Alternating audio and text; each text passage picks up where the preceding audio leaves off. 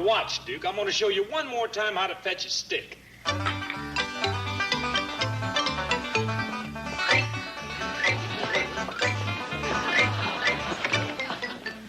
Jethro, can't you do that out back? Mark's coming by, and I don't want him to see you crawling around like a nut. Who you calling a nut? You. You've been trying to learn that dog to fetch a stick for 10 years. Well, it takes time. He ain't as bright as I am. What you doing, youngin? I'm learning Duke to fetch a stick. And I don't want Mark to see him. Don't worry, darling. Come on, boy. I got something a lot better than fetching sticks. Got a nice juicy bone for you. Ah, dog. Lead me to it. The bone is for Duke. How do you like that? I do all the tricks. The dumb old hound dog gets the reward. Well, take Duke around back and you can share the bone with him.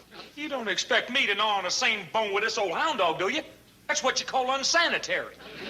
He's right, Pa. Duke might catch something. You're gonna get yours, cousin. Jethro, you and Duke make yourself scarce. Thanks, Pa. Come on, Duke. Let's you and me go around back. Hey, Uncle Jed, did you see that? He done it. He finally done it. He picked up the stick. Hey, why do you reckon he's taking it around back? So you can fetch it for him some more. He likes that. Oh.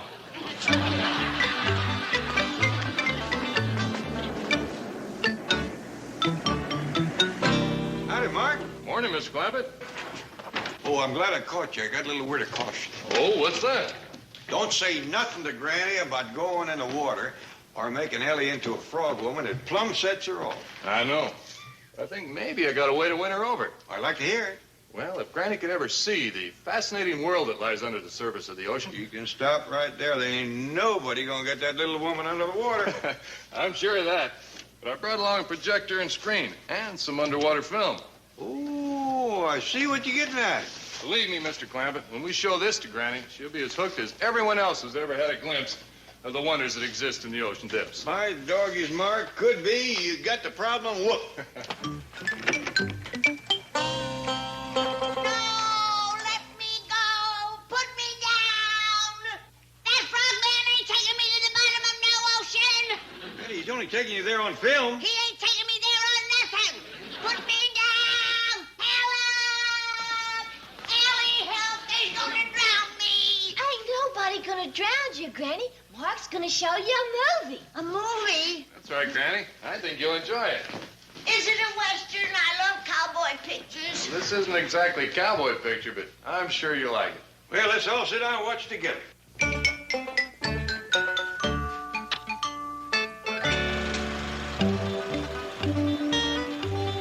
Must be mighty interesting exploring under the sea. It's not only interesting, Mr. Clampett, it's necessary for the survival of the human race. Is that a fact? We're going to have to learn to farm the sea to feed the people of the earth.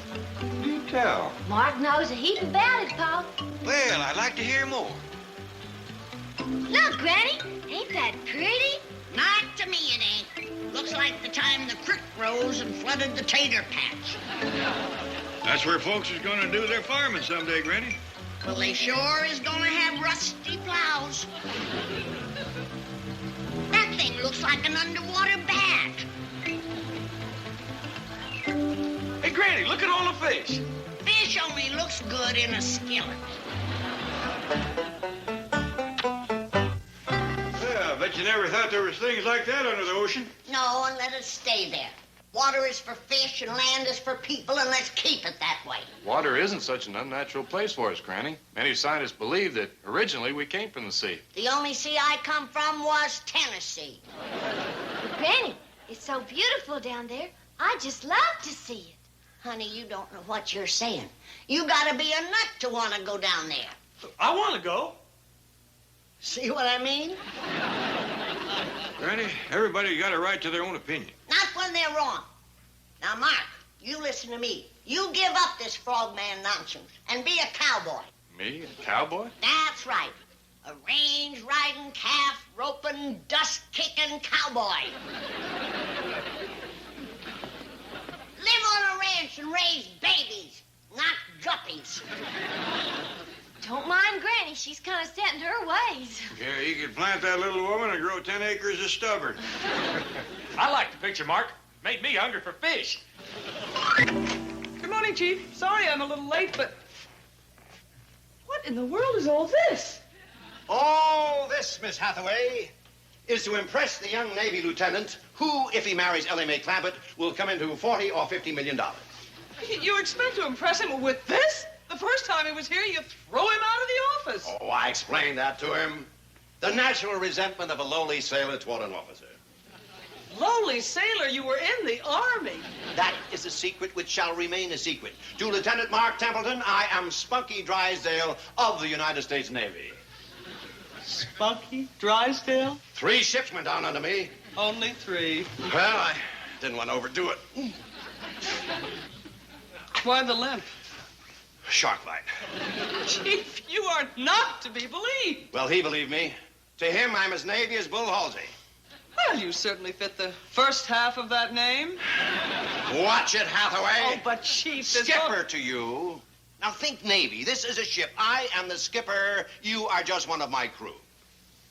Request permission to mutiny? Stow that kind of talk, sailor. Now, in 15 minutes, I'm expecting Lieutenant Templeton. I want everything ship-shape fore and aft. Hatches battened, bulkheads secured, all hands at the ready. Now, here's your bosun's whistle, your Navy blouse, your hat. Now, heave to. I may at any moment. Off the bridge! Off the bridge! You know, it's kind of hard for an old dirt farmer like me to understand that notion about farming the sea. But you fired, huh, Pa? Oh, I am for a fact. The way he explains it makes a lot of sense. Of course, the most important thing is that we use the resources of the oceans intelligently, not pollute them as we have our atmosphere. And that takes research. Research takes money. Well, money is something I happen to have a lot of. You recollect how much, Ellie? Well, last time I heard it was somewhere betwixt 95 and 100 million. Yeah. Well, what if I would take about 40, 50 million and chuck it into this research? I can't think of a better cause than oceanography. Well, let's talk some more about this after you see Mr. Drysdale. Okay. What are you seeing him about, Mark? He didn't say, Ellie. Just asked me to drop by the bank at 11 o'clock. Well, see you when you get back. Bye. Bye.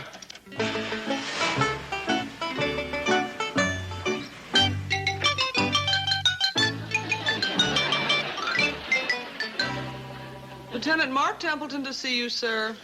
Pipe him aboard.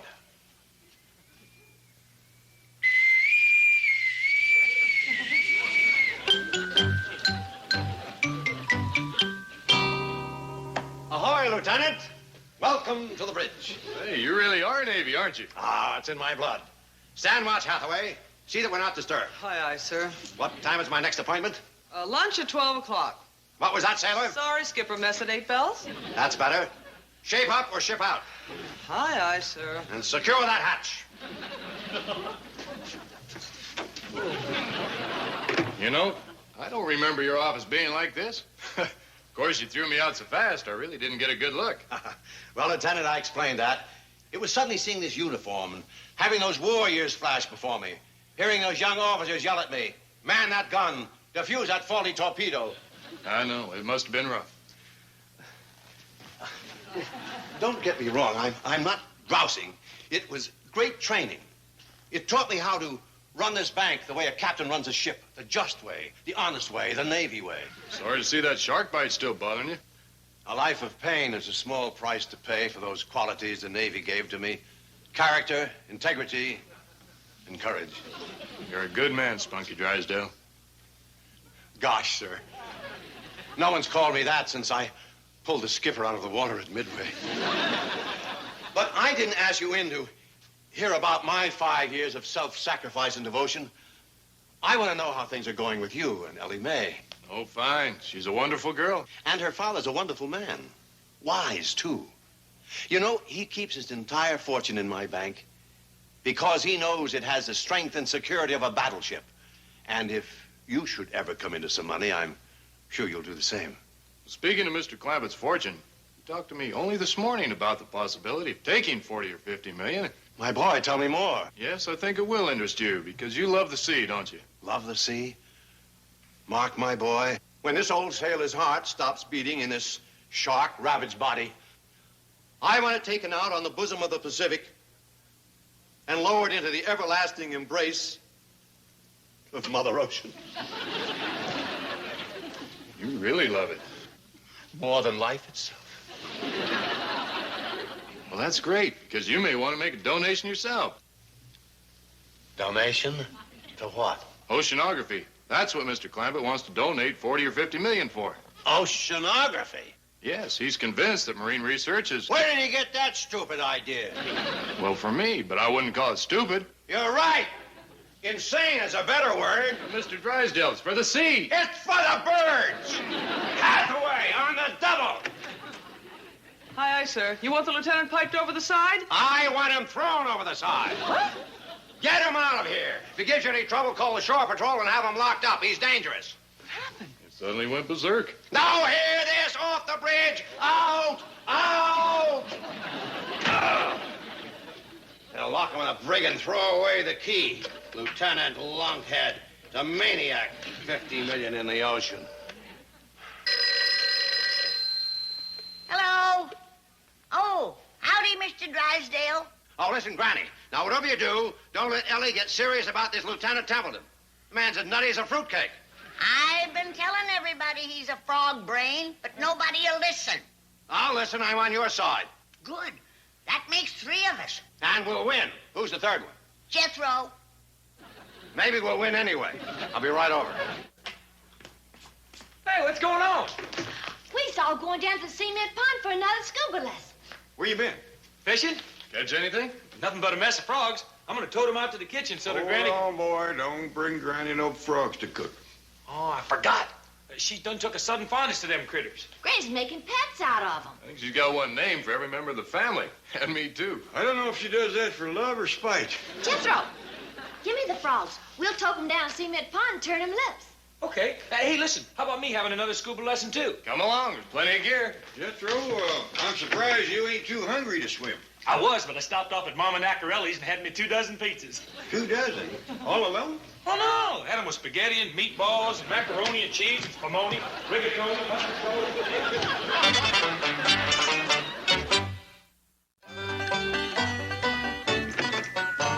Where you been, Mr. Drysdale? Spying on the enemy.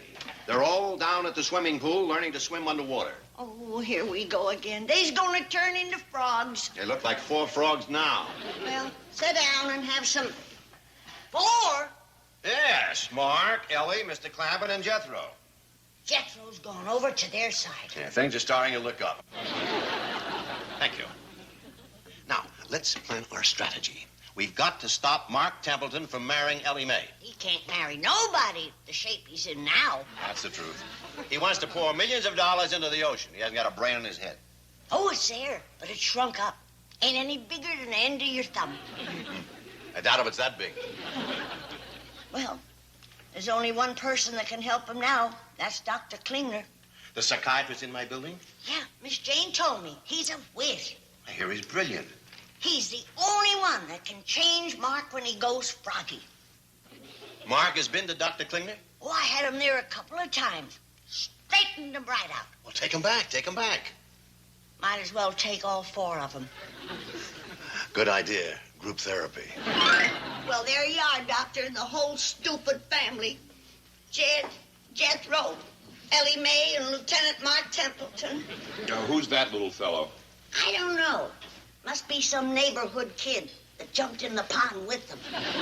Well, you know what to do. Miss Jane is waiting to drive them home, quick as you work your magic. Come in, Miss Hathaway. You know Dr. Klingner. Yes, hello, Doctor. Miss Hathaway. Well, see you at home. Well, how will you get there? Oh, I want to walk.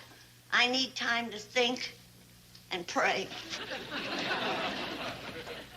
That little lady has the most extraordinary frog fixation.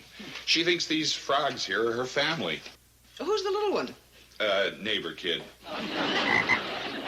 The most remarkable manifestation is her absolute conviction that that one is a lieutenant in the United States Navy. He is. Well, just his real-life counterpart, Doctor. He's a naval frogman. Oh.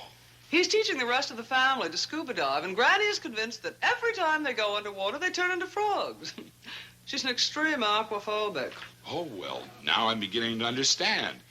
Well, the first thing we must do is to try and treat her aquaphobia. Well, that won't be easy. Well, fortunately, she seems to have complete confidence in me, and scuba diving is a hobby of mine. Well, that's wonderful. Once she sees you in the water, her fears will vanish.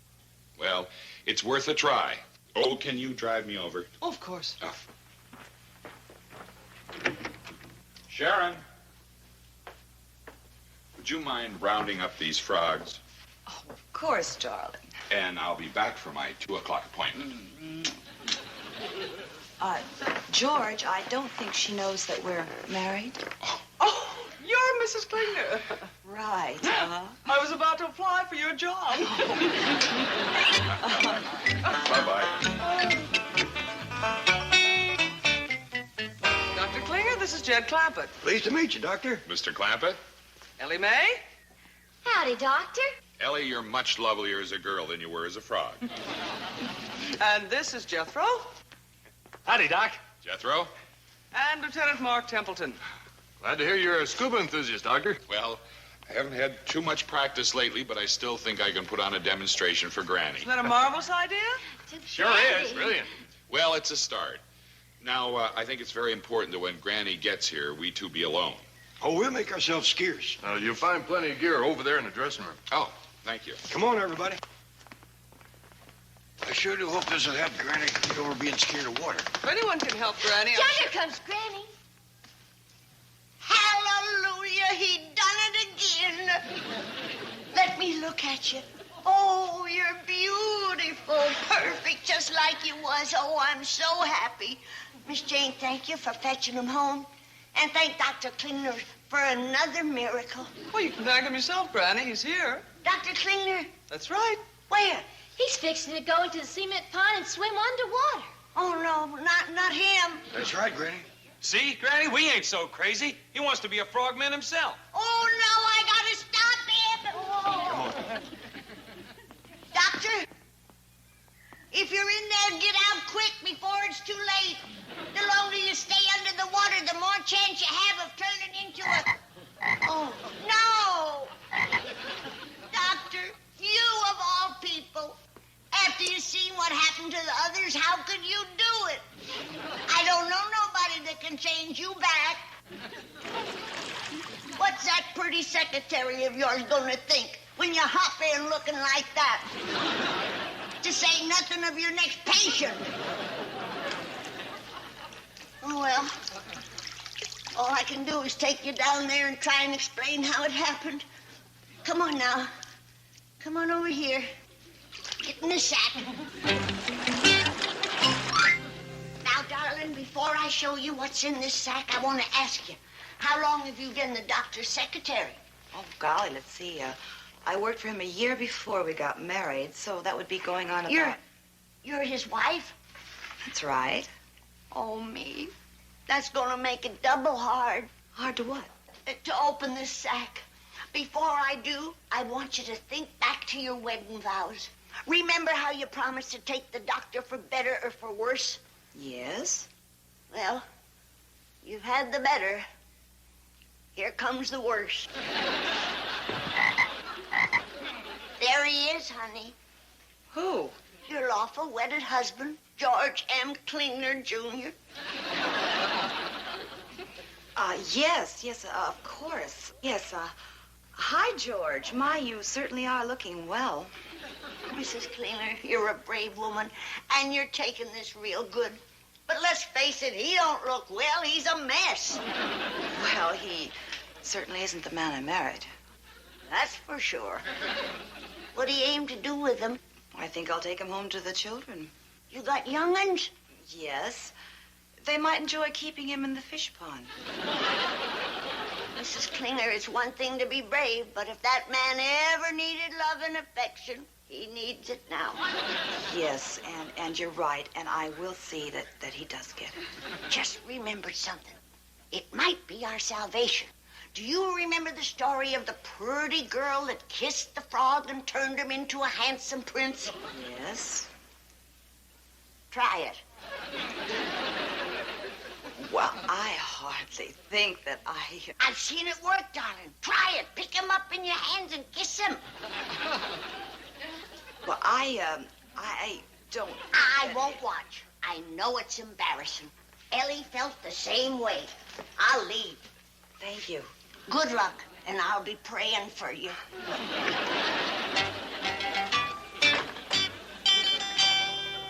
Well, George, you wanted to be a psychiatrist.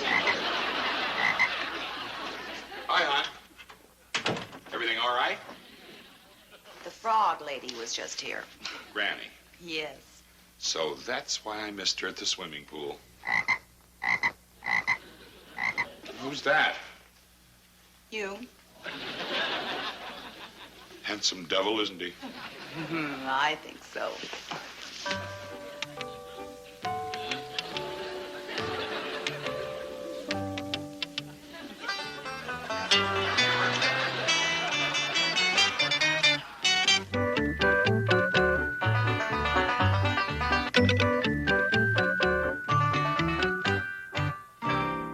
What you got there, Ellie? This here's a seal, Pa. Mark give him to me. Is that a fact? Yes, sir. Look what I done learned it. Fetch it, boy. What you aim to do with him? Learn to be helpful. Mark says when we goes to farm in the ocean, we'll use critters like this for farming. How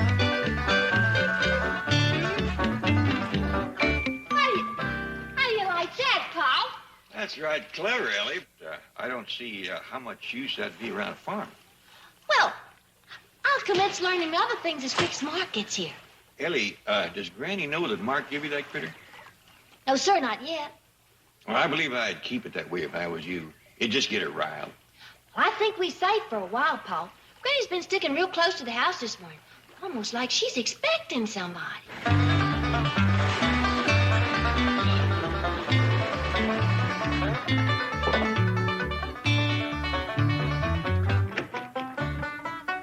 Shorty, I'm here, Granny. Shorty to the rescue. I told you to get here as fast as you could. Why didn't you fly? I did. One downgrade hit pretty near 40 mile an hour. I meant in an airplane. Oh, no. A fella needs a car out here. I'm still single, you know. I figured to date me a Hollywood cutie. I ain't got no time for dating. Like I told you on the telephone, I got troubles and I need your... What in blue blazes are you doing with all of them guns? Well, when you said you had trouble, I figured we'd need shooting iron. You ain't never fired a gun in your life. I can load for you. The kind of trouble I got calls for brains, not guns. I brung them too. What's the problem? Ellie fell in love with a frog. What? Well, he ain't all... Now, what do you want? I want to know what you two are supposed... Oh, hey, look at the guns. Hey, are you starting a feud? Is that it? Hey, can I be on your side? Or who we fighting? Leave the guns alone. Just take Shorty's suitcases in the house. Gee whiz, Granny. I want to know what y'all is doing. Like I told you, it's for me to know and you to find out. Granny, must have dust in my ear. It sounded like you said Ellie had fell in love with a frog. Well, he ain't all frog, just half. He's what you call a naval frogman. From the navel down, he's frog. You joking? And that ain't the worst of it. When he gets into the water, he goes all frog. Does Ellie know? She don't care. He has thrown some kind of a spell over her. You mean they might get married? Ain't that a frightening thought? That's why I sent for you. You gotta help me stop him. Why me? 'Cause you're the only one I can turn to. You're from back home. You're a hill man. You got horse sense. So Jed. He used to have. Now he's got water on the brain just like the rest of the family. No. That frogman has got Jed believing that he can farm the ocean. Farm the ocean? Ain't it pitiful? I tell you, everybody but me has gone stark raving. Well, look who's here. Shorty Kellums, how are you? Fine, Jed, fine. How's yourself? Why, I couldn't be better. What brings you out here to California? Well, Granny called long distance and said... Invited them out for the holidays. Yeah, that's it. Said we'd have a white Christmas together. White Christmas in Beverly Hills? Ain't you heard? We're gonna have white smog this year. Well, anyways, glad to have you out here, Shorty. Now, if you'll excuse me, I gotta go talk to Mr. Drysdale about my new project. What project is that, Jed? What they call oceanography, Shorty. It's farming the oceans and such. Well, did I tell you? You're right, Granny. The man's gone soft in the loft. Now you can see why I need you. Yeah. I'll go wash up, and we'll put our heads together. Fine.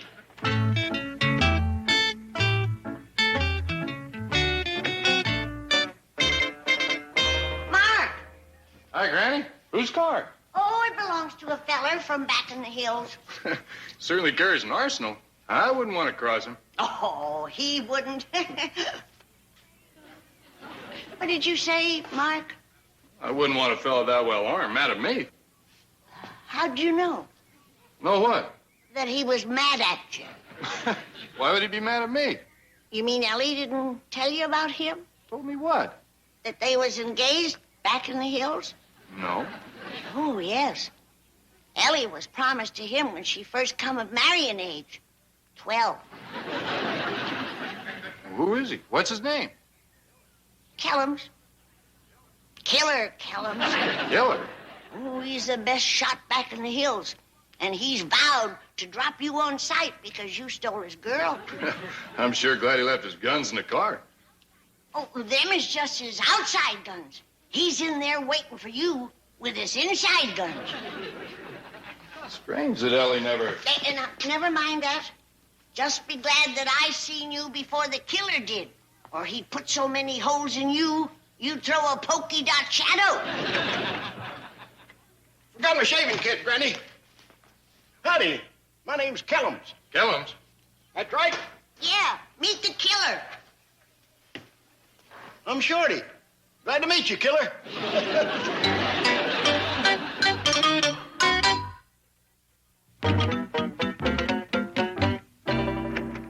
All right, Mr. Clampett, you've said enough. Now you listen to me, and you listen good. I don't care what Mark Templeton says. I say oceanography is baloney. Farming the ocean is baloney. And you're not taking one red penny out of this bank for any such nonsense. Is that clear, Mr. Clampett? I thought you were being a tiger all of a sudden. I am a tiger, and I'm going to stay a tiger. I've decided there's only one way to handle a simple man like Jed Clampett. That's with force, power, authority. Well, bully for you, but you happen to be wrong about oceanography. Says who? Says every thinking scientist and ecologist in the world. Well, we must save our oceans from pollution. Our environment is in terrible danger. The very existence of our planet is at stake. Is it going to cost money? Well, of course. Then it's baloney. And that's what Jed Clampett is going to hear right from the tiger's mouth. Miss Jane, Mr. Drysdale, I know you're busy, and I won't take a minute. I just want to say that I've made up my mind to put a heap of money into the study of oceanography. Is that your final decision? Yes, sir, it is. Beautiful. What? I'm with Mr. Clampett 100%. I thought oceanography was baloney. You see what I have to contend with right here in my own bank? Miss Hathaway, can't you understand we must save the oceans from pollution? Our environment is in terrible danger. The very existence of this planet is at stake. Chief, you are not to be believed. Mr. Clampett, please me. Right, sir? That's right, I do. And I'm kind of surprised at you, Miss Jane. Generally, you're real smart. Well, not with this. When it comes to oceanography, she has a blind spot. Chief, you are the lowest, the most... Go ahead, revile me. Call me names. But I stand with Mr. Clampett, and so does every thinking scientist and ecologist in the world. How can you be so completely... Not another word. Mr. Clampett and I have taken enough abuse from you. Now get out of my office. Chief. Out! No, or you'll be fired. I don't know how much more humiliation I can stand. I try so hard to be honest and efficient and all I get. I'm sorry that I had to turn into a tiger like that. But I decided the only way to handle a simple woman like Miss Hathaway is with force, power, authority. Yeah, but you got her bawling. Oh, not me, Mr. Clampett. fear. The fear that you'll withdraw your money from this bank and she'll be out of work. Well, I don't aim to draw it all out. Maybe just half. Well, even half would upset her.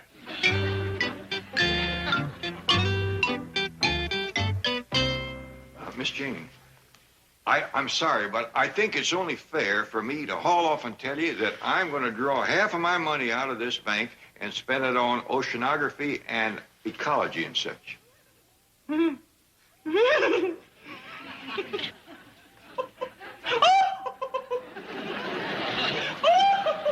That seemed to make her real happy. That was hysteria. Well, damage is done, so let's go on down to the cashier and get the money. No, wait. That might push her over the edge emotionally. Let me bring it to you later. Well, whatever you think is best. I'll leave it to me. Well, Chief, your duplicity did not work. Despite all your devious conniving, honesty and virtue have triumphed. Cashier, make out a certified check for $48 million.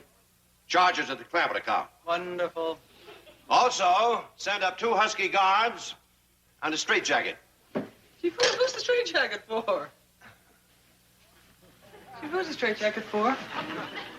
Chief, what do you intend to do with the straitjacket? All ready for victuals, Granny. I thought you was going to shave. What made you think that? Well, you came to get your shaving kit out of the car. I don't keep no razor in there. What do you keep in there?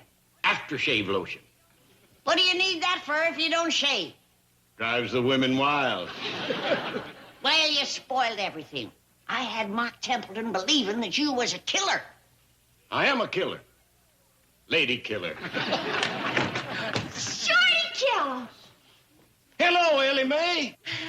Shorty's good to see you again. Don't hug him, Ellie. He thinks he's a lady killer already. Well, it's just a back-home friendship hug, Granny. Well, if you want to show him some back-home friendship, give him a kiss. Kiss? Yeah, go on, a great big smooch. Do what your granny says. Hurry up, Ellie.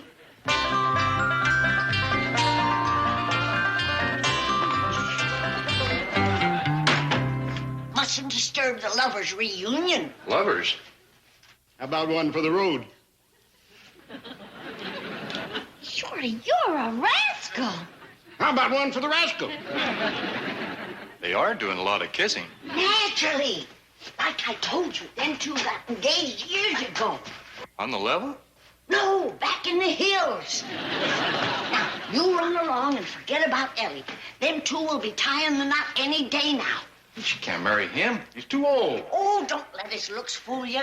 Them whiskers hides the face of a boy. They certainly do. Now, I'll tell Ellie that you wished her every happiness. So long, Mark. Can't go without seeing her.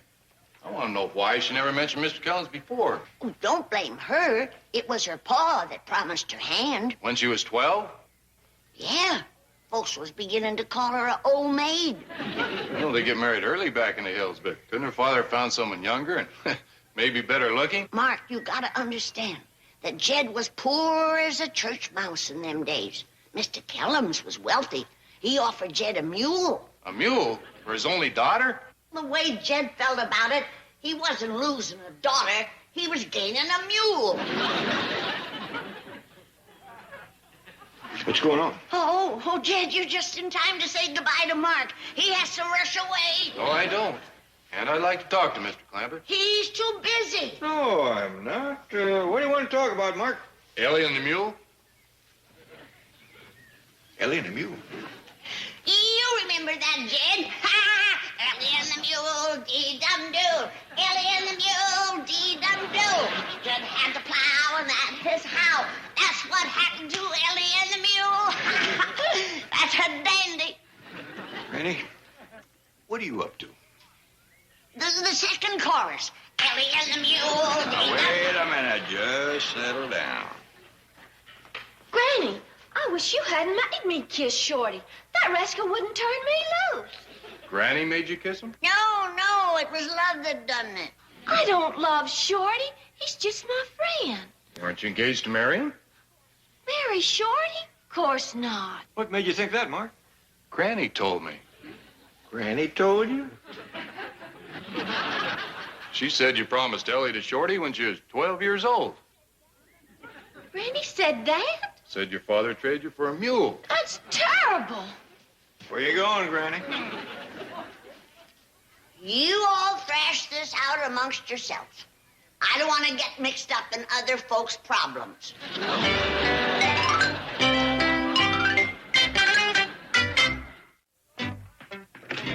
Oh, hi, Mr. Drysdale. I was just calling you about the money. And here it is, Mr. Clampett. A certified check for $48 million. I'm sorry for the delay, but we had a little problem with Miss Hathaway. What kind of problem? Well, there's nothing to worry about. I'll see that she gets the best of care. Care? What's wrong with her? Now, let me worry about her. You just have a good time spending all this money. Mr. Drysdale, what happened to Miss Jane? Well, unfortunately, she got a look at this check. But the doctor says a couple of years in a sanitarium and she'll be just fine. Sanitarium? Mr. Drysdale, wait a minute. I want to...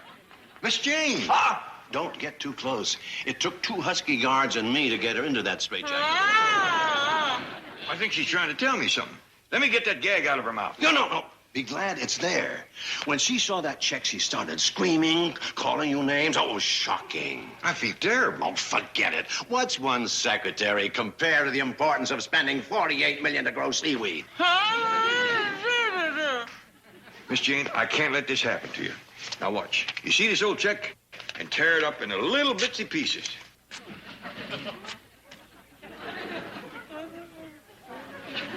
Look at her, Mr. Drysdale. She feels better already. Well, bless you, my friend. A small loss for oceanography, a giant gain for humanity. Now, you're going to be all right, Miss Jane. Don't you worry about a thing. You take good care of her, Mr. Drysdale. Oh, I will. How soon you feeling, Granny? Oh, in about a half hour or so. What in tarnation is that get up for? Oh, I'm going down to Cement Pond, get a look at that Mark Templeton. I ain't never seen a fellow that's half frog.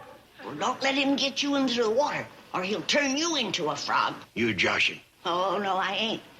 And if that happens, there's only 2 ways to turn your back. What are they? Take you to Dr. Cleaner, or get you kissed by a pretty girl.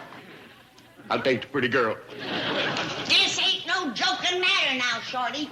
If that naval frogman gets you into the water, you're a goner. Oh, stop worrying, Granny. He ain't gonna turn me into no frog. Well, you see that he don't. I want you the way you are, such as it is. So, in order to keep Miss Jane from going plumb out of her mind, I tore up the check. Oh, Paul. That's a shame.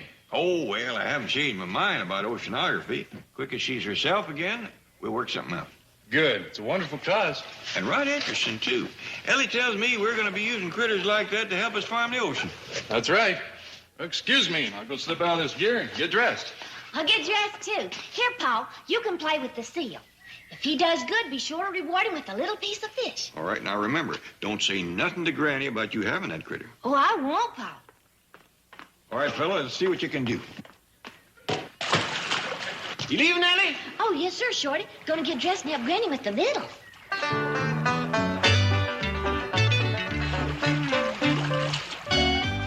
Hi, Jed. Hi, Shorty. Where's that there frog feller? Oh, he's in the dressing room putting his clothes on. Doggone it. I wanted to get a look at his frog legs and his flippers. I'm going in. He'll show them to you. He will? Sure. He ain't self-conscious about it, huh? Not at all. Hot dog, I ain't never... Oh. What's that thing? That's a seal. Well, I declare. I never seen one of them things before. They don't have them back in the hills. They're the ocean critter.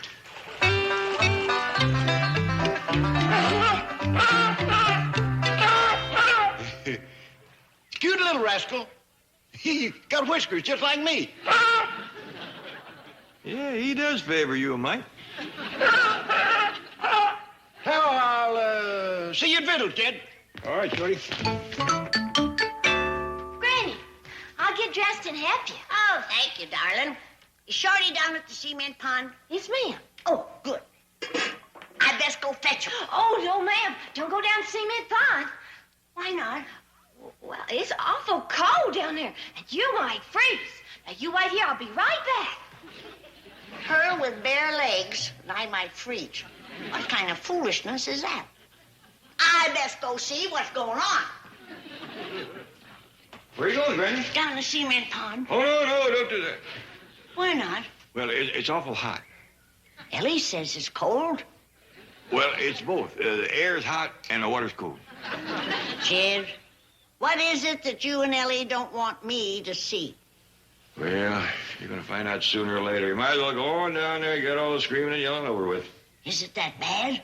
Oh, we don't think so, but it's likely to rile you. Land sakes. It's happened. Shorty, I hear you splashing around, but where are you?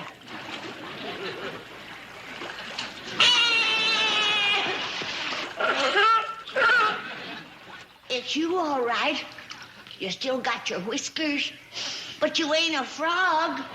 What are you? Well, Granny, go ahead. Let off steam. Get it over with. Mark Templeton done this, didn't he? Yes, he did. How come he ain't a frog? Well, a frog wouldn't be no help to us farming the ocean. Farming the ocean? Yeah, Mark says we're going to use that little fella for a farm animal. He's going to fetch and carry for us. You aim to make a beast of burden out of him? I won't hurt him. He likes it. Watch here.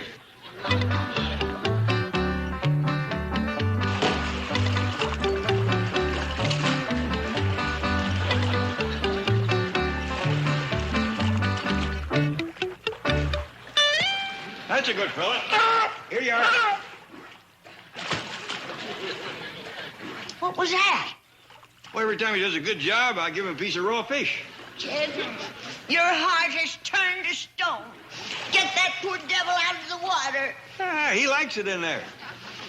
Come on, let's eat. Shorty, you got yourself in this mess because you wouldn't listen to... Come over here, I'm talking to you.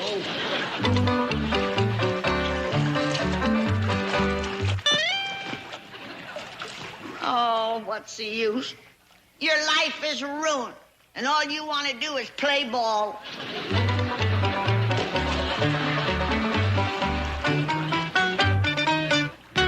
The Beverly Hillbillies, the depths of discovery. The bright California sun beat down on the sprawling estate of the Clampett family, but Jethro Bodine was far too occupied to notice the heat. He was down on all fours, his hands and knees pressed into the manicured grass, moving with a rhythmic, lumbering motion that could only be described as earnest. Beside him, Duke, the aging bloodhound, watched with an expression of profound confusion. One more time, Duke, Jethro grunted, his voice full of focused determination. Now watch. I am going to show you one more time how to fetch a stick. Jethro lunged forward, his teeth closing around a sturdy wooden branch. He shook his head playfully, mimicking a canine triumph, before crawling back toward the dog. From the porch, Ellie Mae Clampett watched her cousin with a mixture of amusement and growing concern. "Jethro, can you not do that out back?" she called out, leaning against the railing. "Mark is coming by, and I do not want him to see you crawling around like a nut." Jethro paused his training session, the stick still hovering near his mouth as he looked up indignantly. "Who are you calling a nut?" he demanded. "You," Ellie Mae replied simply, stepping down the stairs. "You've been trying to learn that dog to fetch a stick for 10 years. "Well, it takes time," Jethro argued, standing up and brushing the grass from his knees. "He is not as bright as I am." At that moment, Jed Clampett stepped out into the yard, his wise eyes taking in the scene of his nephew and the bewildered hound. "What are you doing, young one?" Jed asked with a gentle smile. "I am learning Duke to fetch a stick," Jethro explained, though his confidence seemed to waver under his uncle's gaze.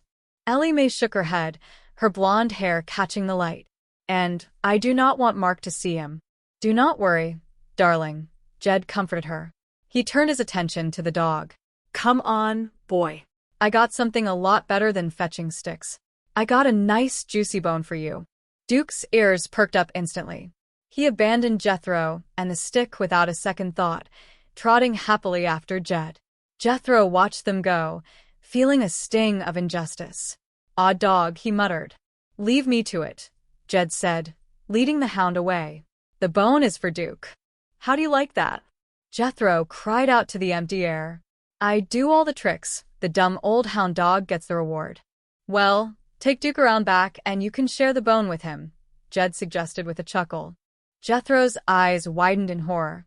You do not expect me to gnaw on the same bone with this old hound dog, do you?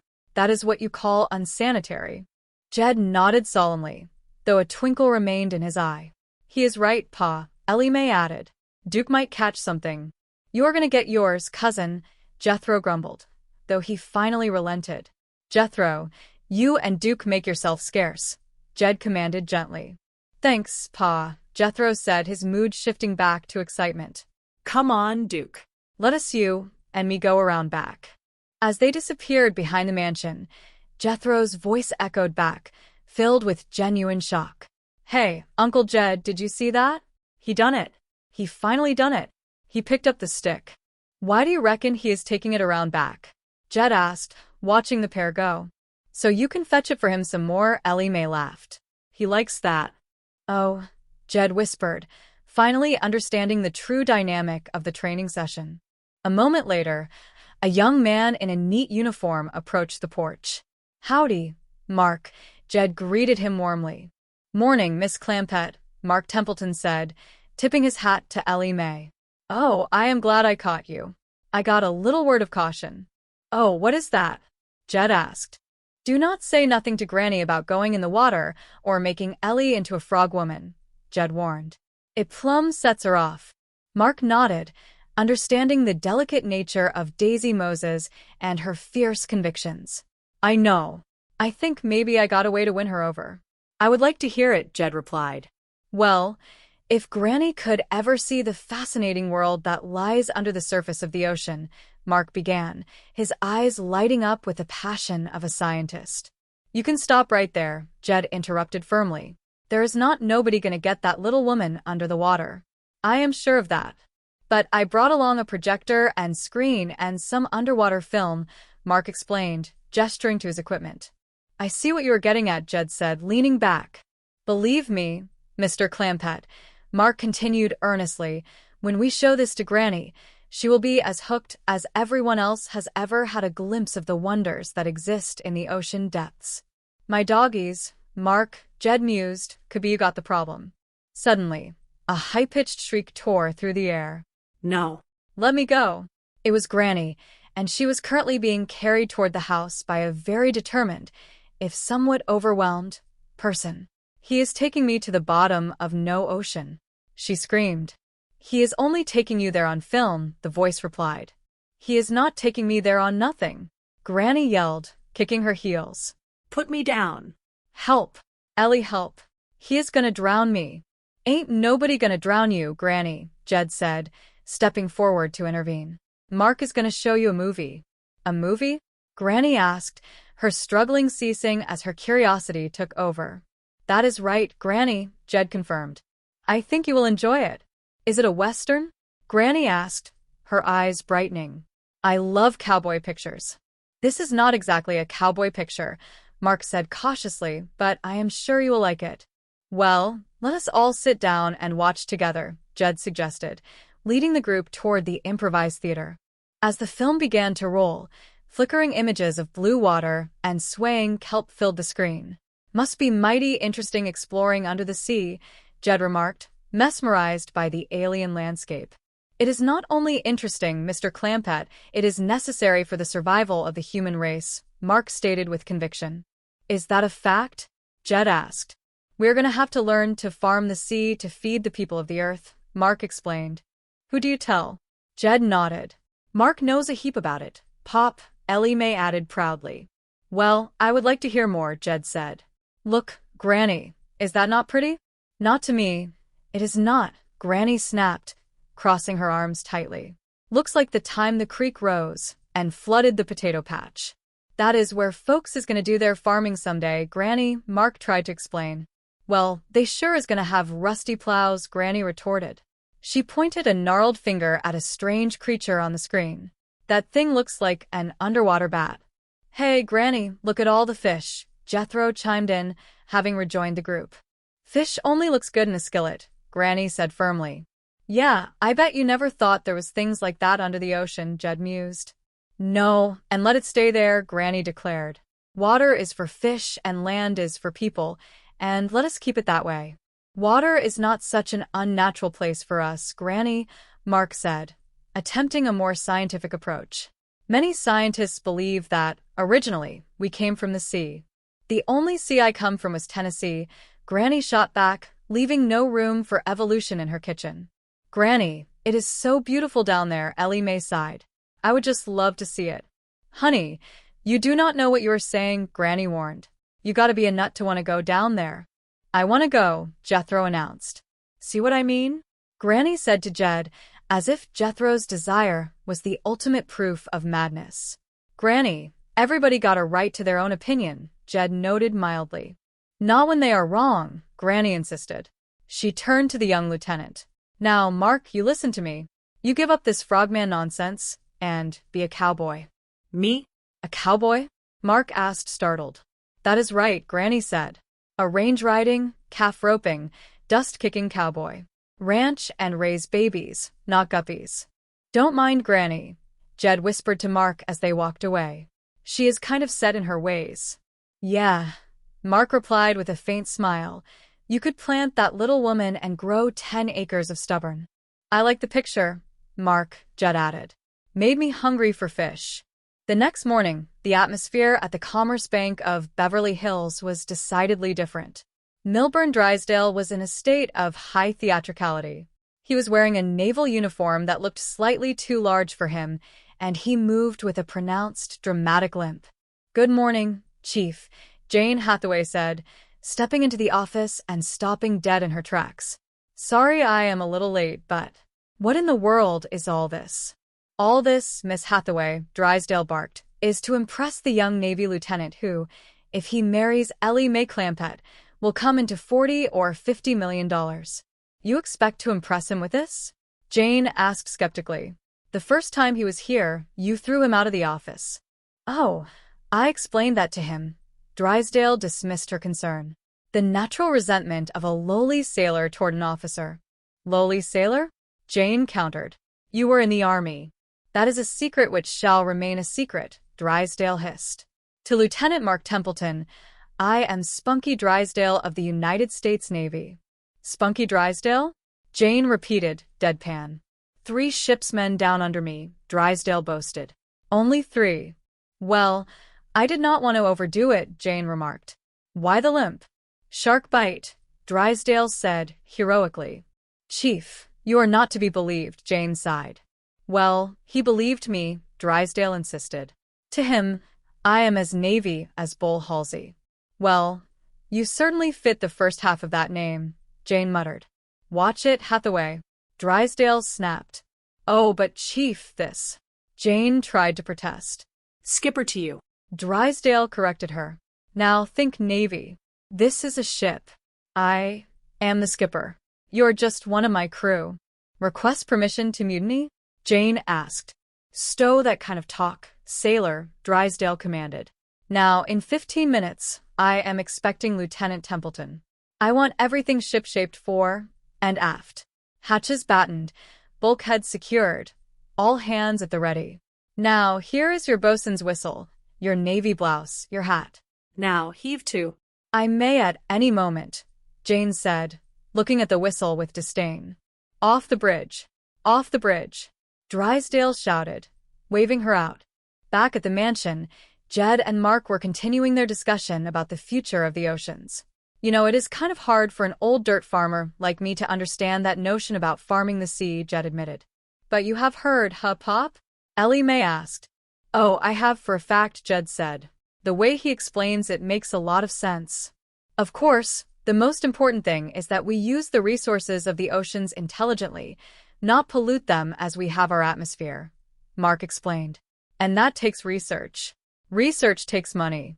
Well, money is something I happen to have a lot of, Jed said thoughtfully. You recollect how much, Ellie? Well, last time I heard, it was somewhere between 95 and 100 million, Ellie Mae replied casually. Yeah, Jed nodded. Well, what if I would take about 40, 50 million and chuck it into this research? I cannot think of a better cause than oceanography, Mark said, his voice trembling slightly at the thought of such a sum. Well, let us talk some more about this after you see Mr. Drysdale, Jed suggested. Okay. What are you seeing him about, Mark? Ellie Mae asked. He did not say, Ellie, Mark answered. Just asked me to drop by the bank at 11 o'clock. Well, see you when you get back. Bye, Ellie Mae waved. At the bank, Jane Hathaway blew the bosun's whistle with all the enthusiasm of a person facing a long prison sentence.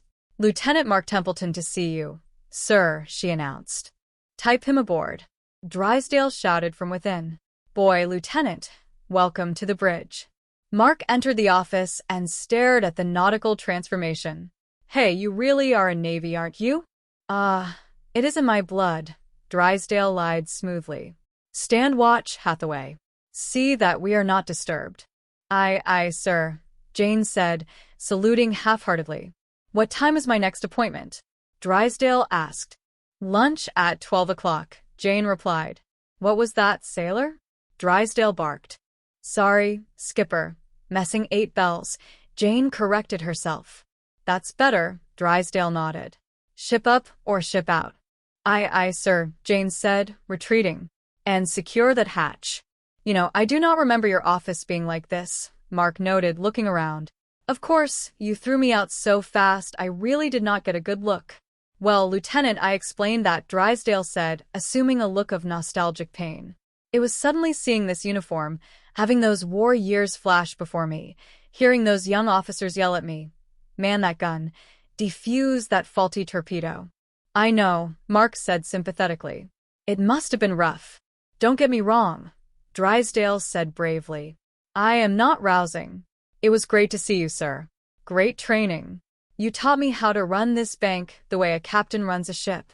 The just way, the honest way, the Navy way. Sorry to see that shark bite still bothering you, Mark added. A life of pain is a small price to pay for those qualities the Navy gave to me, Drysdale proclaimed. Character, integrity, and courage. You are a good man, Spunky Drysdale, Mark said warmly. Gosh, sir, Drysdale pretended to be moved. No one's called me that since I pulled a skipper out of the water at Midway.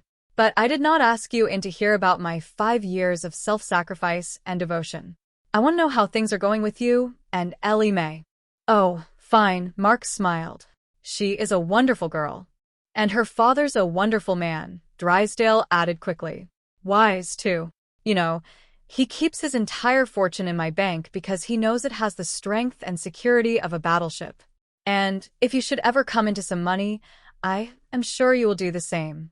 Speaking of Mr. Clampett's fortune, Mark began, you talked to me only this morning about the possibility of taking 40 or 50 million. My boy, tell me more. Drysdale's eyes practically turned into dollar signs. Yes, I think it will interest you because you love the sea, do not you? Mark asked. Love the sea? Drysdale cried. Mark, my boy, when this old sailor's heart stops beating in this shark-ravaged body, I want it taken out on the bosom of the Pacific and lowered into the everlasting embrace of Mother Ocean. You really love it, Mark said, impressed. More than life itself, Drysdale vowed. Well, that is great, Mark continued, because you may want to make a donation yourself. Donation? To what? Drysdale's smile faltered. Oceanography, Mark revealed. That is what Mr. Clampett wants to donate 40 or 50 million for. Oceanography? Drysdale repeated, his voice rising in pitch. Yes, Mark explained. He is convinced that marine research is. Where did he get that stupid idea? Drysdale screamed, the spunky persona vanishing instantly. Well, from me, but I would not call it stupid, Mark defended. You are right, Drysdale roared. Insane is a better word. Mr. Drysdale, it is for the sea, Mark pleaded. It is for the birds, Drysdale yelled. Hathaway on the double. Jane appeared instantly. Aye, sir. You want the lieutenant piped over the side? I want him thrown over the side, Drysdale bellowed. Get him out of here. If he gives you any trouble, call the shore patrol and have him locked up. He is dangerous. What happened? Jane asked, confused by the sudden shift. He suddenly went berserk. Drysdale pointed at Mark. Now hear this. Off the bridge. Out. Out. Now lock him in a brig and throw away the key. Lieutenant Lunkhead, the maniac. 50 million in the ocean. Desperate, Drysdale grabbed the phone. Hello? Oh, howdy, Mr. Drysdale. It was Granny on the other end. Oh, listen, Granny. Now, whatever you do, do not let Ellie get serious about this Lieutenant Templeton. The man's as nutty as a fruitcake. I've been telling everybody he is a frog brain, but nobody will listen, Granny agreed. I'll listen, Drysdale shouted. I am on your side. Good, Granny said. That makes 3 of us. And we will win. Who is the third one? Drysdale asked. Jethro, Granny replied. Maybe we will win anyway, Drysdale muttered. I will be right over. Down at the pond on the Clampett estate, the rest of the family was preparing for another adventure. Hey, what is going on? Jethro asked as he arrived. We is all going down to the pond for another scuba lesson, Jed explained. Where you been? Fishing, Jethro answered. Catch anything? Jed asked. Nothing but a mess of frogs, Jethro said, holding up a container. I am going to tote them out to the kitchen so that Granny. Oh, boy, do not bring Granny no frogs to cook, Jed warned quickly. Oh, I forgot, Jethro realized. She has took a sudden fondness to them critters. Granny's making pets out of them. I think she's got one name for every member of the family, Ellie Mae observed. And me, too. I do not know if she does that for love or spite. Jethro, give me the frogs, Jed said. We will tote them down to the pond and turn them loose. Okay, Jethro agreed. Hey, listen, how about me having another scuba lesson, too? Come along, Mark invited. There is plenty of gear. Jethro, I am surprised you are not too hungry to swim, Jed remarked. Jethro admitted, but I stopped off at Mama Nacarelli's and had me 2 dozen pizzas. 2 dozen? All alone? Jed asked, stunned. Oh, no, Jethro clarified. I had them with spaghetti and meatballs and macaroni and cheese and spumoni and rigatoni. As the family headed to the water, Drysdale and Granny were watching from a distance. Where you been, Mr. Drysdale? Granny asked. Spying on the enemy, Drysdale replied. They're all down at the swimming pool learning to swim underwater. Oh, here we go again, Granny sighed. They's gonna turn into frogs. They look like 4 frogs now, Drysdale noted, squinting. Well, sit down and have some. 4? Granny asked, startled. Yes, Drysdale confirmed. Mark, Ellie, Mr. Clampett, and Jethro. Jethro's going over to their side. Yeah, things are starting to look up, Granny said sarcastically. Thank you, Drysdale said. Now let us plan our strategy. We have got to stop Mark Templeton from marrying Ellie Mae. He cannot marry nobody the shape he is in now, Granny observed. That's the truth. He wants to pour millions of dollars into the ocean. He has not got a brain on his head, Drysdale complained. Oh, it is there, but it is shrunk up, Granny added. Is not any bigger than the end of your thumb. I doubt if it is that big, Drysdale agreed. Well, there's only one person that can help him now, Granny suggested. That is Dr. Klingner. The psychiatrist in my building? Drysdale asked. Yeah, Granny said. Miss Jane told me. He is a whiz. I hear he is brilliant, Drysdale mused. He is the only one that can change Mark when he goes froggy. Mark has been to Dr. Klingner? Granny asked. Oh, I had him there a couple of times, Drysdale lied. Straightened him right out. Well, take him back, Granny urged. Take him back. Might as well take all 4 of them, Drysdale plotted. Good idea. Group therapy. A short time later, Drysdale stood outside the doctor's office with Miss Jane. Well, there you are, Doctor, and the whole stupid family, Drysdale muttered. Jethro, Ellie Mae, and Lieutenant Mark Templeton. Now, who is that little fellow? I do not know, Jane replied. Must be some neighborhood kid that jumped in the pond with them. Well, you know what to do, Drysdale said. Miss Jane is waiting to drive them home. Quick, as you work your magic. Come in, Miss Hathaway, the doctor called out. You know Dr. Klingner? Drysdale asked Jane. Yes, Jane replied. Hello, doctor. Miss Hathaway, the doctor greeted her. Well, see you at home, Drysdale said to the group before turning to Jane. Well, how will you get there? Oh, I want to walk, Drysdale said dramatically. I need time to think and pray. Once Drysdale was gone, the doctor turned to Jane with a perplexed expression. That little lady has the most extraordinary frog fixation, he noted, referring to Granny. She thinks these frogs here are her family. Who is the little one? A neighbor kid, Jane answered. The most remarkable manifestation is her absolute conviction that that one is a lieutenant in the United States Navy. He is, Jane clarified. Well, just his real-life counterpart, Doctor, Jane explained. He is a naval frogman. Oh, the doctor realized. He is teaching the rest of the family to scuba dive, and Granny is convinced that every time they go underwater, they turn into frogs, Jane continued. She is an extreme aquaphobic. Oh, well, now I am beginning to understand, the doctor said. Well, the first thing we must do is to try and treat her aquaphobia, the doctor decided. Well, that won't be easy, Jane warned. Fortunately, she seems to have complete confidence in me, and scuba diving is a hobby of mine, the doctor revealed. Well, that is wonderful, Jane exclaimed. Once she sees you in the water, her fears will vanish. Well, it is worth a try, the doctor said. Oh, can you drive me over? Oh, of course, Jane agreed. Sharon, would you mind rounding up these frogs? The doctor asked his assistant. Oh, of course, darling, Sharon replied.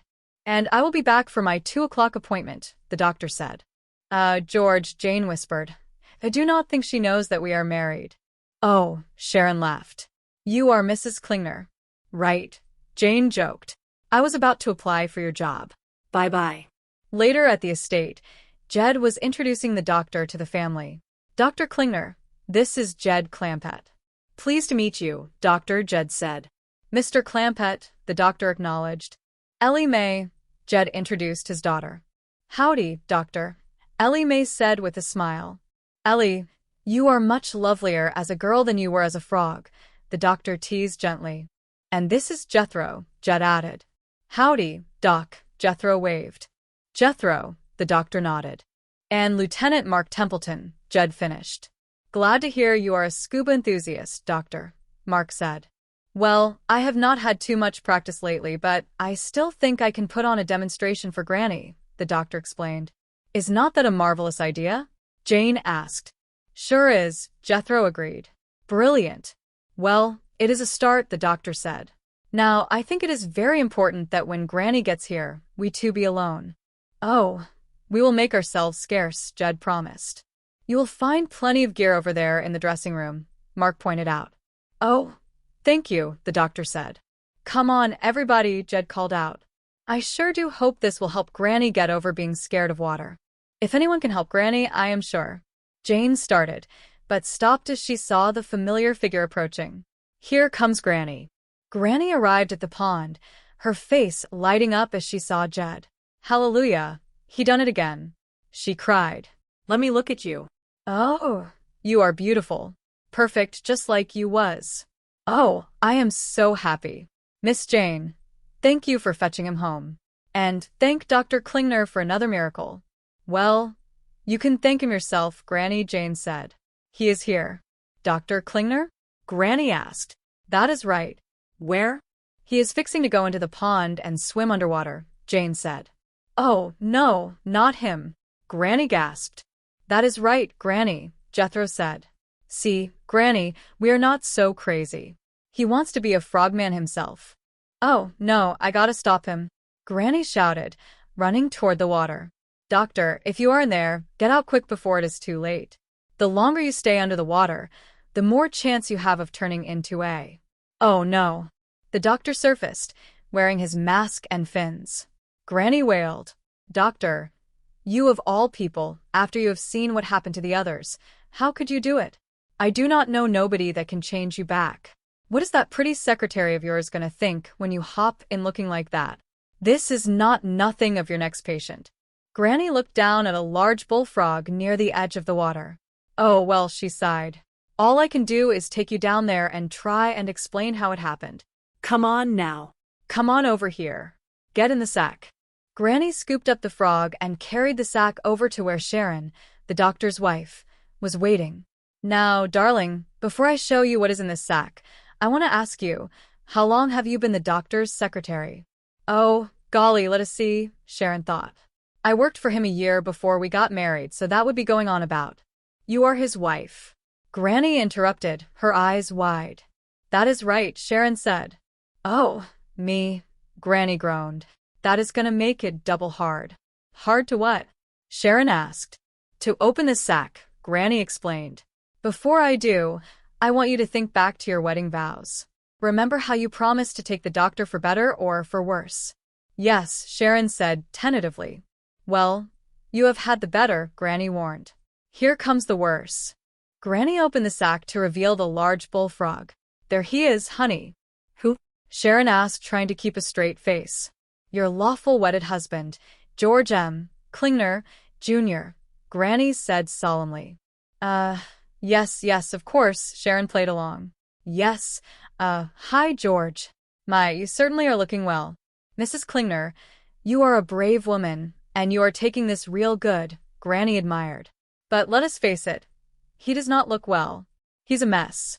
Well, he certainly is not the man I married, Sharon agreed. That for sure.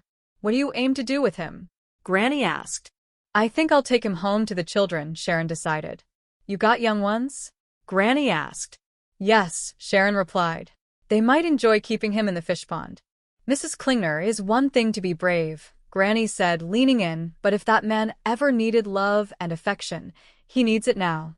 Yes, and you are right, Sharon said, and I will see that he does get it. Just remember something, Granny whispered. It might be our salvation. Do you remember the story of the pretty girl that kissed the frog and turned him into a handsome prince? Yes, Sharon nodded. Try it, Granny urged. Well, I hardly think that Sharon hesitated. I have seen it worked on him, Granny insisted. Try it. Pick him up in your hands and kiss him. Well, I do not. Sharon looked at the frog. I won't watch, Granny said, turning away.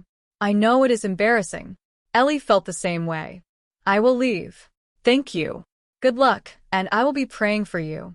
As Granny hurried away, the doctor climbed out of the pool, removing his gear. Well, George, Sharon laughed, holding up the bullfrog. You wanted to be a psychiatrist. Hi, hon, the doctor said, smiling. Everything all right? The frog lady was just here, Sharon said. Granny. Yes, the doctor sighed. So that is why I missed her at the swimming pool. Who is that? You, Sharon said, showing him the frog. Handsome devil, is not he? I think so, the doctor laughed. As the sun began to set over Beverly Hills, the sounds of the banjo echoed through the hills. It was time to say goodbye to Jed and all his kin. They wanted to thank everyone for dropping in, and as always, they invited everyone back to their locality to have a heaping helping of their hospitality. Hillbilly, that is, settles down. Take care of yourself. Take your shoes off. Do not come back now, you hear? The adventures of the Clampett family. The sun was shining brightly over the sprawling estate of the Beverly Hillbillies, where the air was filled with the scent of blooming flowers and the sound of distant laughter. It was a day like any other, or so it seemed, until Jethro decided to take Duke the dog out for another lesson in the fine art of fetching. Jethro, a young man with more enthusiasm than sense, was down on all fours, mimicking a dog's movements to show Duke exactly how it was done.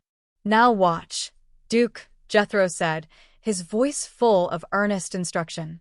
I am going to show you one more time how to fetch a stick. He crawled across the grass, his eyes fixed on a small wooden branch. Nearby, Ellie Mae watched her cousin with a mixture of amusement and concern. She was a beautiful girl with a heart of gold and a deep love for all creatures, but even she had her limits. Jethro, can you not do that out back? She asked, her voice tinged with a hint of exasperation. Mark is coming by, and I do not want him to see you crawling around like a nut. Jethro stopped his crawling and looked up, offended. Who are you calling a nut? He demanded. You, Ellie Mae replied simply. You have been trying to learn that dog to fetch a stick for 10 years. Well, it takes time, Jethro argued, dusting off his knees. He is not as bright as I am.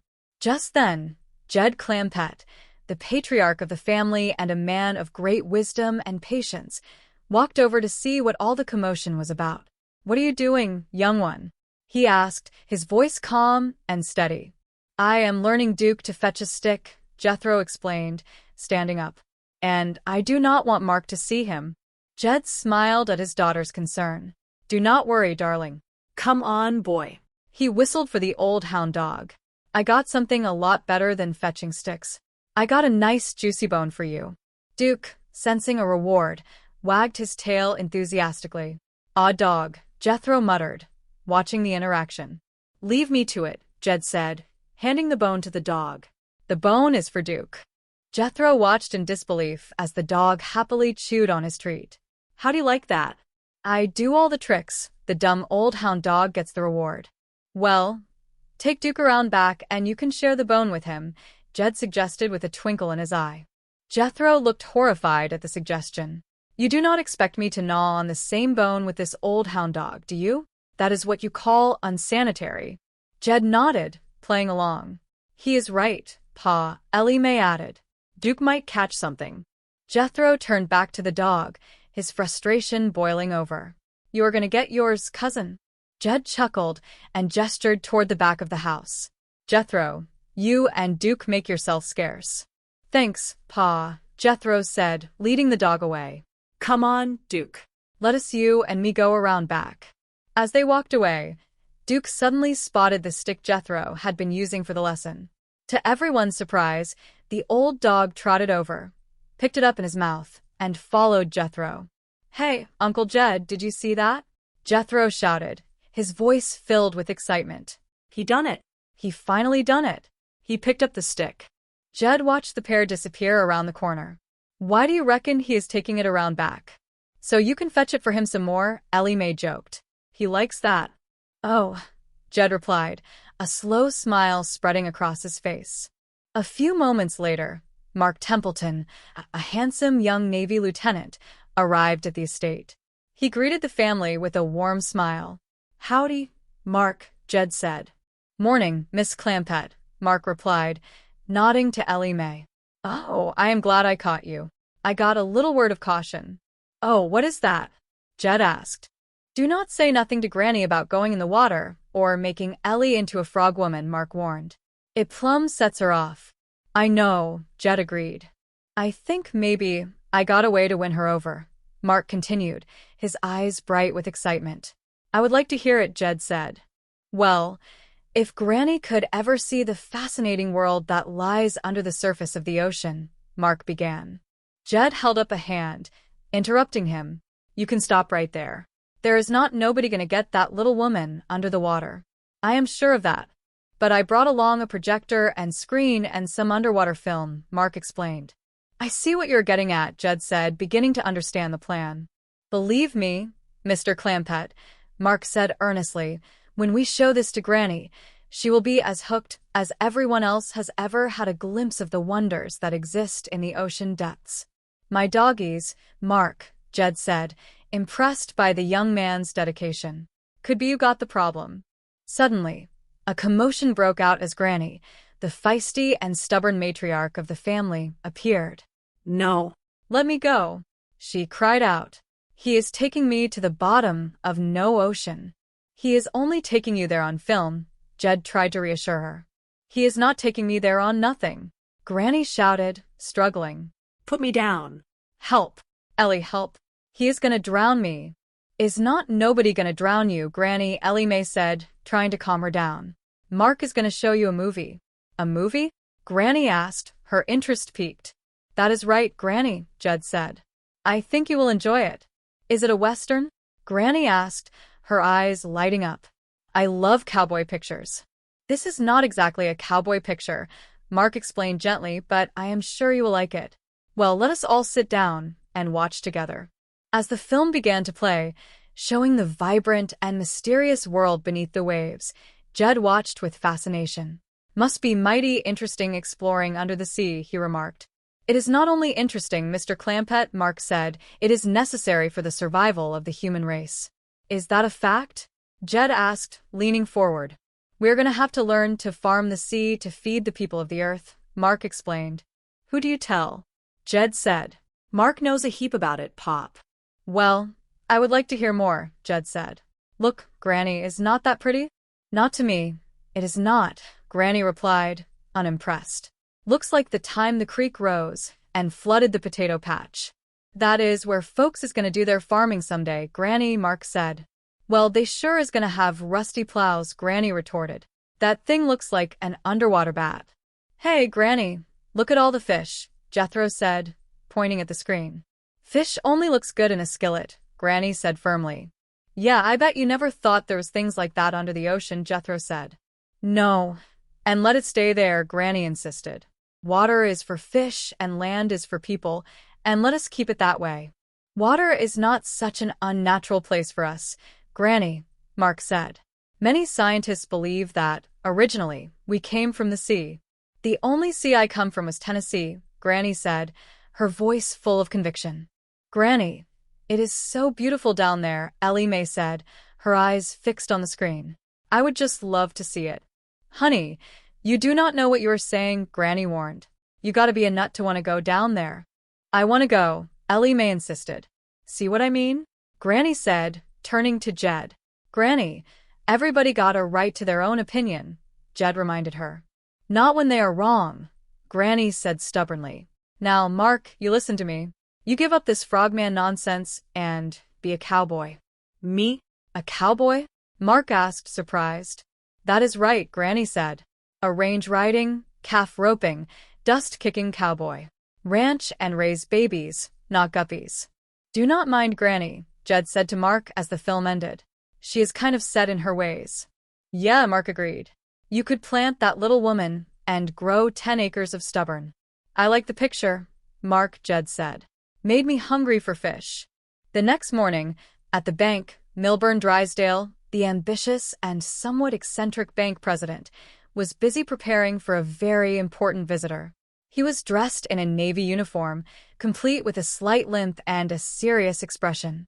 Good morning, Chief, Miss Jane Hathaway, his loyal and efficient secretary, said as she entered the office. Sorry I am a little late, but what in the world is all this? All this, Miss Hathaway, Mr. Drysdale explained, is to impress the young Navy lieutenant who, if he marries Ellie Mae Clampett, will come into $40 or $50 million. You expect to impress him with this? Miss Hathaway asked, skeptical. The first time he was here, you threw him out of the office. Oh, I explained that to him, Mr. Drysdale said. The natural resentment of a lowly sailor toward an officer. Lowly sailor? Miss Hathaway asked. You were in the army. That is a secret which shall remain a secret, Mr. Drysdale said firmly. To Lieutenant Mark Templeton, I am Spunky Drysdale of the United States Navy. Spunky Drysdale? Miss Hathaway asked, trying to hide a smile. 3 ship's men down under me, Mr. Drysdale bragged. Only 3. Well, I did not want to overdo it, Miss Hathaway said. Why the limp? Shark bite, Mr. Drysdale replied dramatically. Chief, you are not to be believed, Miss Hathaway said, shaking her head. Well, he believed me, Mr. Drysdale said. To him, I am as Navy as Bull Halsey. Well, you certainly fit the first half of that name, Miss Hathaway muttered. Watch it, Hathaway, Mr. Drysdale warned. Oh, but Chief, this. Miss Hathaway began. Skipper to you, Mr. Drysdale corrected her. Now think Navy. This is a ship. I am the skipper. You are just one of my crew. Request permission to mutiny? Miss Hathaway asked. Stow that kind of talk, sailor, Mr. Drysdale said. Now, in 15 minutes, I am expecting Lieutenant Templeton. I want everything ship-shaped fore and aft. Hatches battened, bulkheads secured, all hands at the ready. Now, here is your bosun's whistle, your navy blouse, your hat. Now, heave to. I may at any moment, Miss Hathaway said, sighing. Off the bridge. Off the bridge. Mr. Drysdale shouted. Meanwhile, back at the Clampett estate, Jed and Mark were continuing their conversation about the ocean. You know, it is kind of hard for an old dirt farmer like me to understand that notion about farming the sea, Jed admitted. But you have heard, huh, Pop? Oh, I have for a fact, Jed said. The way he explains it makes a lot of sense. Of course, the most important thing is that we use the resources of the oceans intelligently, not pollute them as we have our atmosphere, Mark explained. And that takes research. Research takes money. Well, Money is something I happen to have a lot of, Jed said thoughtfully. You recollect how much, Ellie? Well, last time I heard, it was somewhere between 95 and 100 million, Ellie Mae replied. Yeah, Jed said. Well, what if I would take about 40, 50 million and chuck it into this research? I cannot think of a better cause than oceanography, Mark said, his voice full of gratitude. Well, let's talk some more about this after you see Mr. Drysdale, Jed suggested. Okay. What are you seeing him about, Mark? Ellie Mae asked. He did not say, Ellie, Mark replied. Just asked me to drop by the bank at 11 o'clock. Well, see you when you get back. Bye, Ellie Mae said, waving. Bye. At the bank, Mark arrived for his appointment and was greeted by Miss Hathaway. Lieutenant Mark Templeton to see you, sir, she announced. Type him aboard, Mr. Drysdale shouted from his office. Boy, Lieutenant, welcome to the bridge, Mr. Drysdale said as Mark entered. Hey, you really are a Navy, are you not? Mark asked, impressed. It is in my blood, Mr. Drysdale said. Stand watch, Hathaway. See that we are not disturbed. Sir, Miss Hathaway replied, playing along. What time is my next appointment? Mr. Drysdale asked. Lunch at 12 o'clock, Miss Hathaway answered. What was that, sailor? Mr. Drysdale asked, his voice stern. Sorry, skipper, messing 8 bells. Miss Hathaway corrected herself. That is better, Mr. Drysdale said. Ship up or ship out? Sir, Miss Hathaway said. And secure that hatch. You know, I do not remember your office being like this, Mark remarked, looking around. Of course, you threw me out so fast I really did not get a good look. Well, Lieutenant, I explained that, Mr. Drysdale said. It was suddenly seeing this uniform, having those war years flash before me, hearing those young officers yell at me. Man that gun. Defuse that faulty torpedo. I know, Mark said sympathetically. It must have been rough. Do not get me wrong, Mr. Drysdale said. I am not rousing. It was great to see you, sir. Great training.